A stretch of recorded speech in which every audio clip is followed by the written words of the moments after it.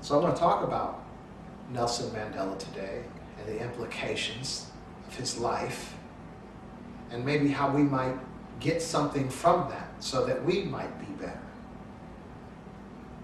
Because when you look at South Africa, and see, I was very aware. I came up in the 70s as a teenager, so I was aware of the apartheid and all that negativity and oppression and killing and certain folks I'm familiar with. You know, Nelson Mandela is a face that survived, fortunately, one of the leaders of the African National Congress, the ANC. But there are others like Stephen Biko and many others, South Africans, that were actually murdered during the walk or the process of freedom. And so it's very important for us not to lose sight of that. And I would recommend that if any of you out there really should really become more informed about South Africa and the struggles that they have had and the freedom. And you know, they're even today, after freedom, years and years after freedom, suffering, many of them with unemployment and the gap between the rich and the poor. But that is something that comes with freedom, okay? So it's really not an indictment on South Africa or the changes that they went through, because the potential for wellness is there for a greater number of folks who never would have had the opportunity to be well. And what's very interesting, I've seen a lot of white folks on the internet, white Americans, condemning Mandela, ragging against him for what little they know about the situation in South Africa. And then when you look at the videos of in South Africa, of the mourners, and the people coming together, even celebrating his life. And you know, when somebody dies, it's usually sort of like bittersweet, especially a great man like that did so much great and lived a long time, a long life. There are so many white folks that are crying and lamenting and as well celebrating his life in South Africa. So when I see white folks in America ragging on Mandela for his way, the way that it took to bring freedom to South Africa, and then I see white South Africans celebrating the man's life and mourning his loss, I take with a grain of salt the negative attitude of white Americans, because they obviously haven't a clue, okay? And it's very wonderful. I mean, it was like I couldn't watch their mourning and their celebration without shedding a tear myself. And immediately, when I found of his passing, I made a post. I posted a post on Facebook of 3 pictures of Mandela. One picture from the 1960s, because you know he was an attorney, he was a lawyer, he was an educated man. And then a picture from 1995 of a mural in Northern Ireland celebrating Mandela as an image to persevere for freedom. And as well, a picture of Mandela when he was released from prison. And if you look closely into his eyes, you'll see a man of vast experience, positive and negative. And a great man. And I was considering today even what makes a great man. And I was thinking about Mandela, and I was thinking of what makes a great man is a man who's not striving to be great. I think, unfortunately, what we see in our nation, and politics especially today, are people that will do and say anything simply so they can have a place, okay? So they can have a position, so they can hold office. But a truly great man will go to prison for 27 years. Not say anything to get reelected to his office, okay? A truly great man will see a cause that is greater than himself, and he'll persevere Fixate on that prize, fixate and persevere and accomplish that task, or be part of a group that accomplishes that task. And that will make him great. But chasing greatness will not make you great. But pursuing honestly and wholeheartedly, even to the giving of your life for a cause. I repeat, Stephen Biko, look him up. And if you can get the movie or rent the movie, I think Denzel Washington plays the part of Stephen Biko. It's a very good movie, very informative, give you a deeper understanding of what South Africa is really about. But that's where greatness comes, when you pursue a cause to the giving of everything. That's what makes a man great, okay? And so I was looking at the post, and one gentleman talks about his alliance with Fidel Castro. And so that's a touchy subject with me as well, because, I don't know if I'm a student of history, but a lover of history. As you begin to even study the Cuban situation, what's interesting is Fidel Castro was educated as well as a young man. I believe he was an attorney as well. And he could have lived a satisfactory life, never needing or wanting for anything. But the people were suffering. There was a leader in charge named Batista, and he was like a puppet of the United States government. I love this country, by the way, but come on now, let's just be real. I think what's unfortunate is we can look at our history books and look at the American Revolution and sort of recognize that it was the right thing to do for freedom and all. And we can look over at Nazi Germany and recognize and embrace the fact that, Jews had to fight back, and there was a lot done. There's some tough folks, especially now, the Jewish, the what do you call them, Special Forces, the Mossad or whatever. There's some tough cats. And really believe in defending themselves. And part of America's job, it seems, on the international stage, is to be a friend to Israel, to protect them from harm, for fighting back and taking folks out and bombing things, for the cause of protecting, our ally. But then we have a closed eye or a closed ear or a closed mind, or we don't even care to look forward into possibly other nations that have gone through the similar things, but we really haven't been partnered, or maybe not in our best interests, so we sort of don't see them in the same light of freedom fighter as we might place ourselves or our allies, okay? But Fidel Castro, as I've studied the Cuban situation, was not a bad guy. As he was fighting oppression of the masses of the people. And so, I believe in a democratic government. I believe in a free market system. I believe in our system of government is all. But when you're faced with heavy-handed oppression, sometimes you when you're getting ready to lose a fight and somebody's taking you out unfairly, you're going to grab whatever's next to you to fight back. I think we know that. I think we've done that. Who hasn't been there? Either on an international level, as a nation, or even as an individual in a fight for your life, okay? And so it's very interesting about Castro. I mean, if you study, he hasn't really been a bad man.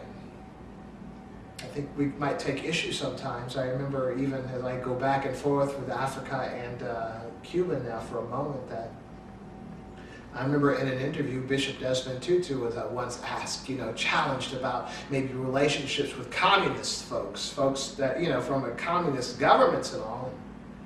And he made a statement that resonated with me for years, even to this day. He said, in that little voice Desmond Tutu has, he said, if a man is in a hole and he can't get out, he said, that man does not question the politics of the only hand that reaches in to help him out. And so that was not only exonerating, and speaking of the South African apartheid situation, was what he was referring to. That comment, that particular statement, not only exonerated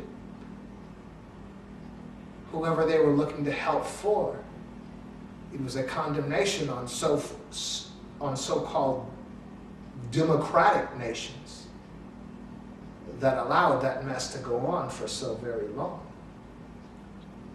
And so then going back to Fidel Castro, the situation, I mean, his people were being pimped by not just the American government, but as well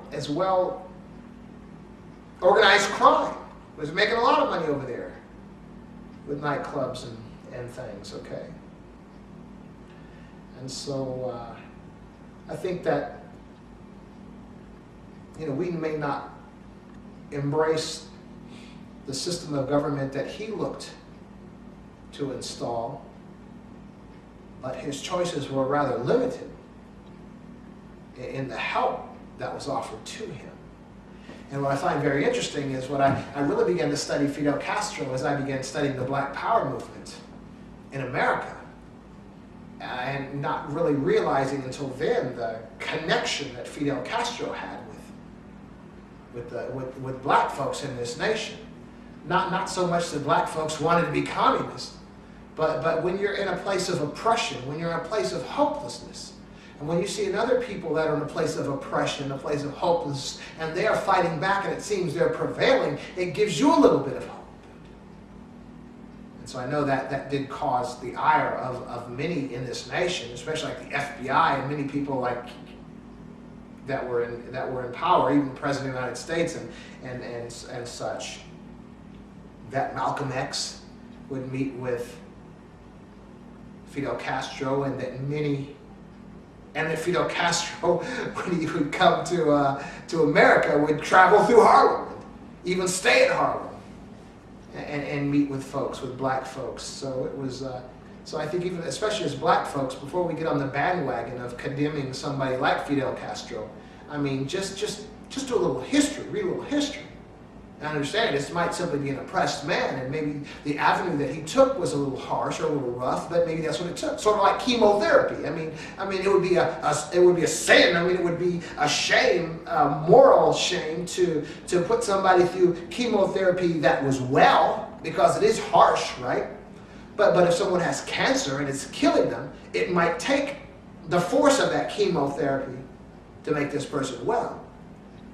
So if you just judge the tactics of an individual, you might say, oh, that was too harsh. But if you look at the situation and ask yourself, is that situation ever going to be resolved? Is that sickness ever going to be cured? The actions that individual takes just might be for real. Now, Nelson Mandela was fighting back. It set off some bombs, and then they were making a statement. But you're talking about black people that were being murdered, every day. People that were living in oppression, being murdered, tortured, mistreated. And the cries of the people were coming out, for freedom, for wellness. Now all over the world and all through Africa and through South America, everywhere else, people were becoming free. But not in South Africa. And so there just comes a point, so even when you look at Nelson Mandela's life, and you might, have a problem with it, understand, this was a peaceful man. But as we understand, even in our history, in this nation, and in every nation that's so-called civilized now, and on a standard of projecting an image of being civilized, that there were times in those nations when a fight was necessary. And our nation is so young, it doesn't take too far back, too many pages to go back in our history book, to go to our Civil War, or to even go to many of the atrocities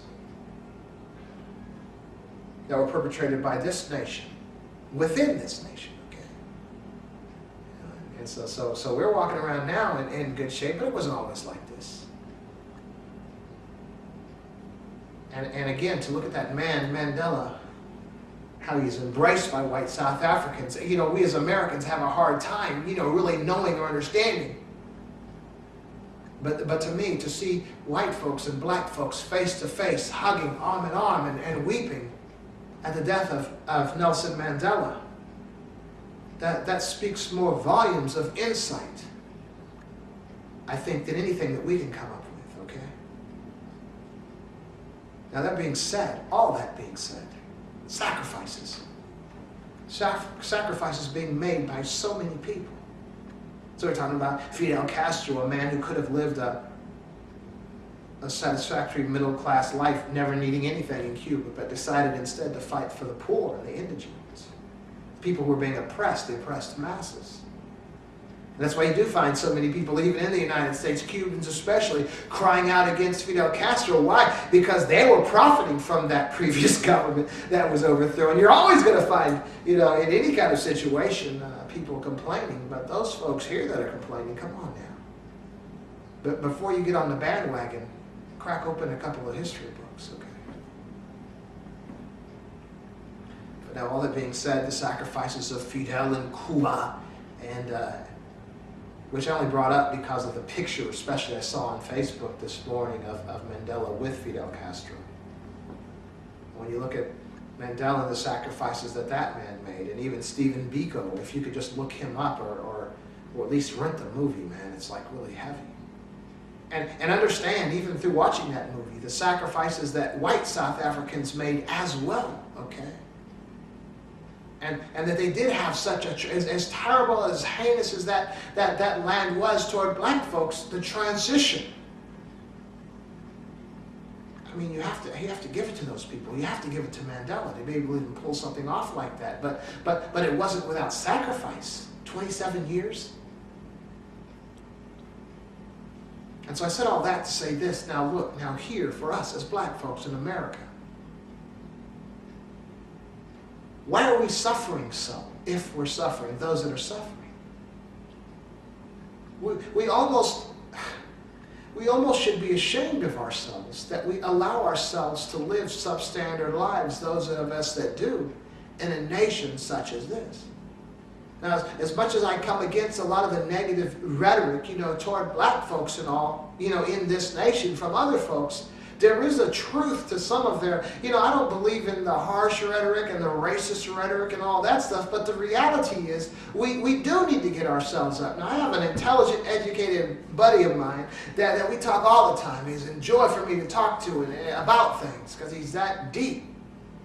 But he's always making excuses for black folks because of the past, because of the mental this, because of the, and I understand that and all, but it's time that we just take care of business now. We've had a black president for 5 years. We had a black president raised by a single mom, raised by his grandparents. Come on now. So how many families do we know like this now? I think the problem are the parents. The parents that we have today, the young parents, and even the middle-aged parents, whatever parents we are, we have to begin to recognize our responsibility for our kids. Now, I make mistakes. I've made mistakes. It's like you learn through the next kids. You make big mistakes with the first one, and less mistakes with the next, and less mistakes. So, with my daughter right now, I'm making less mistakes. Now she is scored top in the school she was at in mathematics, and we moved her to another school, and now she's within her class, she's like in the top 5 people. But it isn't just because she's a genius and she's a prodigy. It's because, you know what I spent doing today? I spent searching the internet, finding long division problems that are a little bit beyond her ability. Now, she's in the 3rd grade and she's doing work, problems like 5th grade problems, but I don't just allow the school to teach as they go along in school. I print off worksheets off of the internet, and every day I give her through the course of the day 1 or 2, here, just do this worksheet. And she kicks them out. She doesn't even realize how she's growing, but I do. There is responsibility that we have as parents. I'm suggesting as well, we work out. We work out every other day or so together. Because I understand how important it is for her not just to rely on the gym class in school, but she has to get her exercise at home if she's going to be in pretty good shape when she gets older, as well as her schoolwork. We got to exercise at home if she's going to be well in the future, not just along the same path as the children that she goes to school with, but it's as parents, it's our responsibility. And I'm saying we don't have time to waste. There is no time to waste. And so there's no time to get high. There's no time to drink alcohol, get the buzz, or any of those things. There's no time to be out doing stuff, coming home drunk, going to sleep, waking up, going to work in the morning, and that's the course of your day and your interaction with your child. You got work to do. And if we, as African Americans in this nation, if we can recognize this man, that Nelson Mandela, who sacrificed 27 years of his life every day, all day, for 27 years, for people that he didn't even know, how much less are we willing to do for our children, our own children, our flesh and blood, those kids that we birthed into this world, that are just sitting there looking to be led by us, to be directed and guided by us. So when I see the situation today that we have in our communities, when I see young people today that don't know which way is up, that thinks what's good is bad and what's bad is good, that's the parents' issue. That's the parents' issue. Now we might say, well, I've never done that, or whatever, but still, what the impartation, the movement, not just telling the child what to do, but modeling a life in front of this child how to be. That's where we've dropped the ball. I'm suggesting today, when you make a decision to have a child, you've just determined to sacrifice your life. I've known people to say, like, well, that this is my life. I got to live my life. You lived your life. That's why that child is here. Now, what are you going to do? Your life is over. I know this sounds a little harsh. I know, but this is my perspective. I am a dad, and I have made mistakes. And it's like you learn from the previous child, and you do better with the next one, and better with the next one. And so I know I've made mistakes along the path of fatherhood. So I'm speaking from experience. And you need to hear me. I'm telling you. Because you can't make that time up. Before you realize it, the time, the problem is with a child, it's the same as it is, and to get this understanding, the same as is with you or me when we were younger.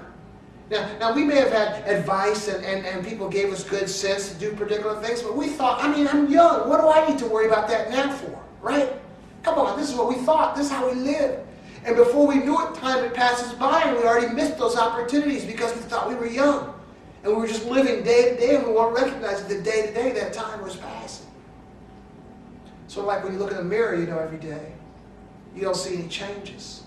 From the time, say you're in the 3rd grade, you look in the mirror every day of your life, and now you're like in the 12th grade, you look in the mirror, you don't see any changes. Because you've been looking in the mirror every single day of your life, and the changes have been so gradual, you didn't see a change. But now if you look at a picture from when you were in the 3rd grade and look at a picture when you're in the 12th grade, you'll see a drastic change.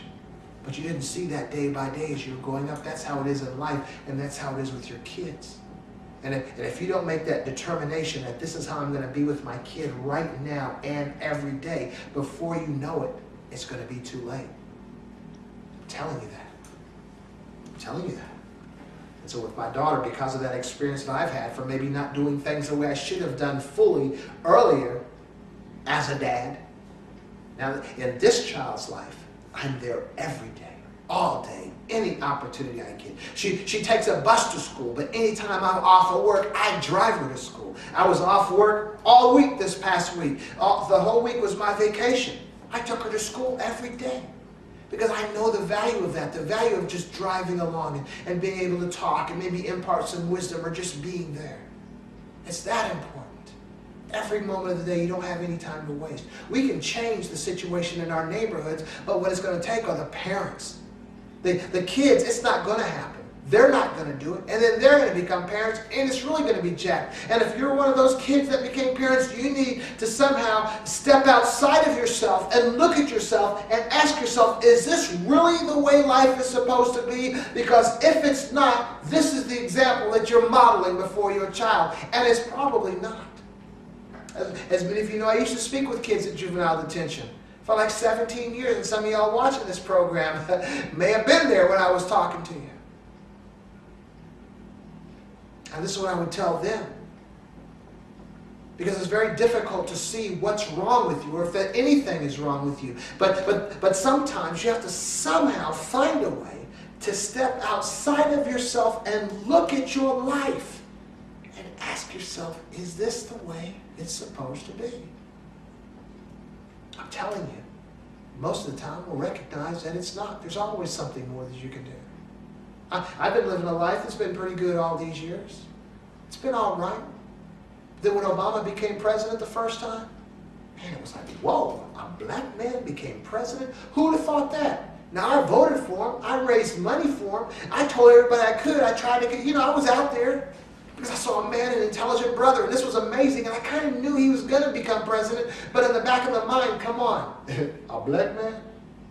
But when he became president, it was like the reality hit me, and I did a program on this 5 years ago, and it was like something magic was in the air. Like to me, it was like, if this could happen, that I never believed could happen, what could happen in my life that I never considered?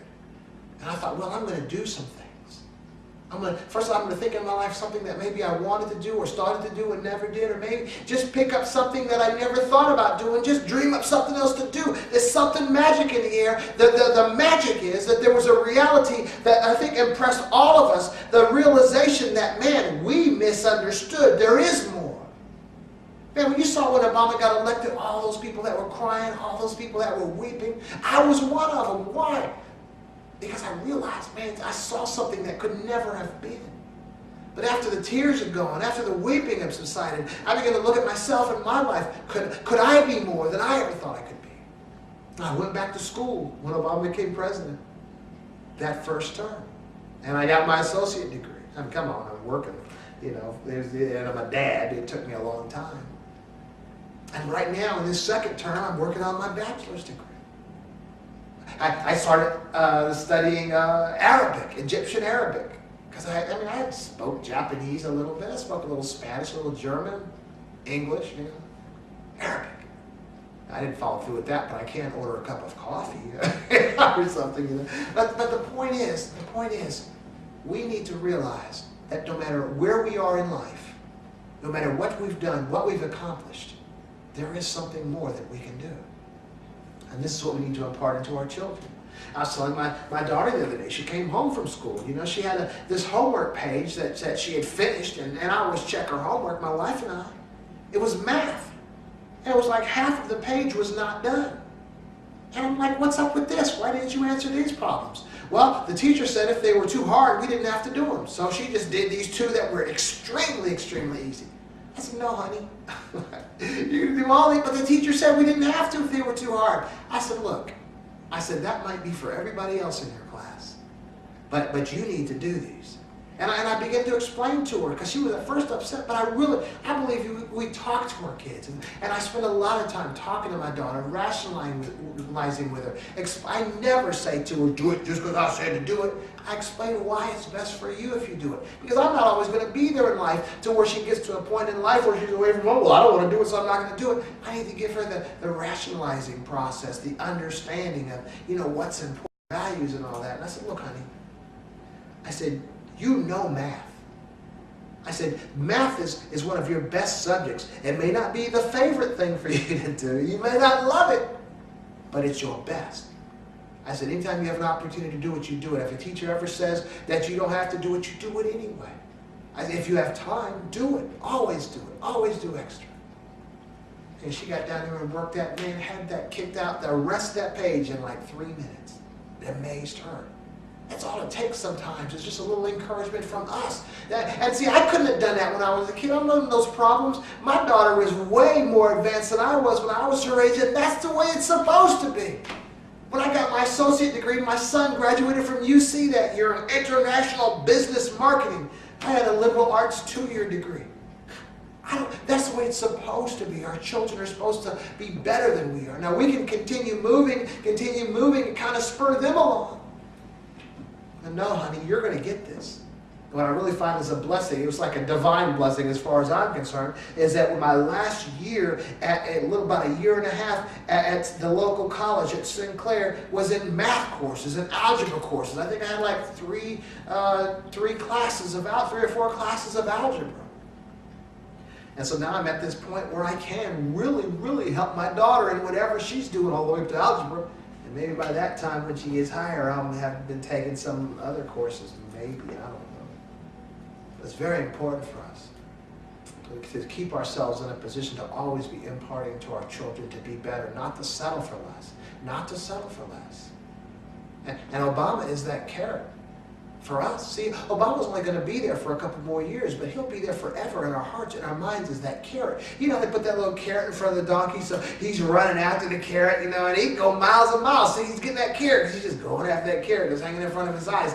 Obama is our carrot. Do not stop. Continue. Recognize that we can be greater, we can be better, we can do more things, be more things. And if we can't because we're too old, our kids and our grandkids can. But we're going to have to be there always, be the example before them, moving them, motivating them, and helping them along the way, encouraging them. Don't let them give up.